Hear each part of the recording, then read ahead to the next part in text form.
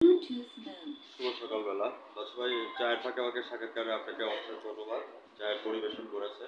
আমি সাংবাদিক ফরাদ ভাই আপনার সঙ্গে আছি চ্যানেল 99 এবং জাতীয় প্রতিবেদনের কাছে আপনাদের বাদশা ভাই, আপনার ব্যবসা প্রতিষ্ঠানটি আছে কত বছর হয়েছে? আপনি চ্যানেল তুলে ধরবেন।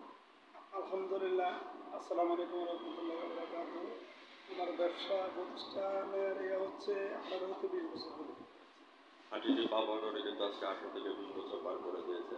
আমরা যদি বাদশা ভাই সম্পর্কে যদি বলতে হয় তাহলে বলবো যে বাদশা ভাই ওসমান 15 এ বাদশা ভাই কিন্তু এই ফিলে তৈরি হয়নি। হাঁটিটি পাওয়ারে 18-20 বছর পার করে দিয়েছে।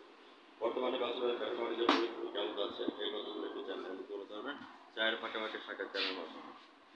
আলহামদুলিল্লাহ, শুকরিয়া আল্লাহ দরবারে। আসলে আল্লাহর কাছে আসলে আমরা যে অবস্থায় আছি শুকরিয়া আদায় করতে হবে।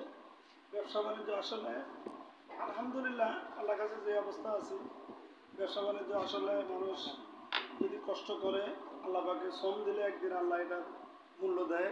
আসলে কষ্ট ছাড়া পৃথিবীতে কোনো জিনিস নাই। মানুষ কষ্ট করতে হবে। মানুষ আসলে নামাজ রোজা ইসলাম না, আসলে পরিশ্রম করতে হবে, মানুষের সাথে আচরণ করতে হবে, সুন্দরভাবে মানুষের সাথে চলতে হবে, লেনদেন করতে হবে। যখন ব্যবসা বাণিজ্য মধ্যে আল্লাহ পাক বরকত দিয়েছে। মোহাম্মদ সাল্লাল্লাহু আলাইহি সাল্লাম ব্যবসা করেছেন, ব্যবসার মধ্যে বরকত আছে। আসলে সঠিকভাবে যদি ব্যবসা বাণিজ্য করে, এখানে প্রথম থাকবে আল্লাহর রহমত। ঠিক আছে।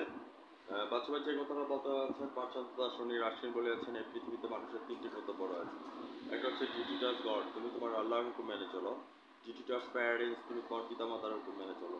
সম্রাট নেপোলিয়ন বলেছেন, তুমি আমাকে একটা শিক্ষিত মা দাও, আমি তোমাকে একটা শিক্ষিত জাতি দেবো। আপনার গর্ভধারী মাকে আমি স্যালুট জানাচ্ছি। এবং রাশিদার 3য় নম্বর উক্তির মধ্যে বলেছেন ডিউটি টু ম্যানকাইন্ড, অর্থাৎ মানব সেবা একটি মহত্ব। আপনার ব্যবসার সাথে মানব সেবা করা যাচ্ছে, সেই জন্য বাদশা ভাই আপনাকে আমার অন্তঃস্থল থেকে ধন্যবাদ জ্ঞাপন করছি। বাদশা ভাই, এখান থেকে প্রোডাক্টগুলি আপনি কোথায় কোথায় ডেলিভারি দিচ্ছেন এই কথাটা আপনি চ্যানেল 99 এর সঙ্গে থাকবেন। আমি সাংবাদিক ফরাদ ভাই আপনার সঙ্গে আছি। স্বনামধন্য আমাদের কৃষ্টি ব্যবসায়ী বাদশা ভাই। আসলে আমরা যে বাঙালি ব্যবসায়ী, আসলে যে প্লাস্টিকগুলো আছে না, পুরাতন প্লাস্টিকগুলো বিভিন্ন নালা খালে পড়ে থাকে, এগুলা পোগায় আনে। আমাদের কিছু লোক আছে এটা ধরেন না কিনা আনে আমাদের কাছে বিক্রি করে। তো আমরা এখানে প্রসেসিং করে, তো আমরা যারা বাইরে পাঠায় কিছু প্লাস্টিক আছে, ধরেন ওই যে বোতল ফিট বলে, এটা বাসার ফিট বলা হয়। কিছু ওয়ান টাইমে যে মানুষ পানি খায় না, এই বাদ জাতীয় এগুলা, তো ড্রেন টুল পরিষ্কার মানে আবর্জনা হয়ে যেত।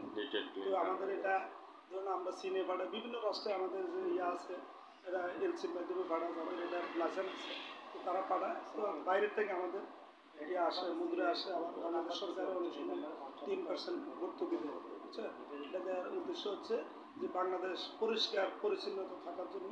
এই জন্য যারা এলসি করে তাদেরকে ভর্তুকি দেওয়া হয়। বাদশা ভাই, আপনাকে অসংখ্য ধন্যবাদ যে আমরা নিট অ্যান্ড ক্লিন রাখার জন্য আপনি যে পদক্ষেপটা নিয়েছেন সেই জন্য আপনাকে ধন্যবাদ। ভিউয়ার্স যারা আমার চ্যানেলের সামনে আছেন, আজ রাত 15 মিনিটে আমাদের স্বনামধন্য প্রোপাইটার বাদশা ভাই সাক্ষাৎকারটি আমাদের চ্যানেল 99 এবং জাতীয় পত্রিকা দেখে নেবেন। এবং আমি সাংবাদিক ফরাদ ভাই বিদায় রেখে টানছি। চায়ের ফাঁকে ফাঁকে সাক্ষাৎকার দেওয়ার জন্য আপনাকে অসংখ্য ধন্যবাদ। ধন্যবাদ, আপনাকেও ধন্যবাদ। Thank you very much.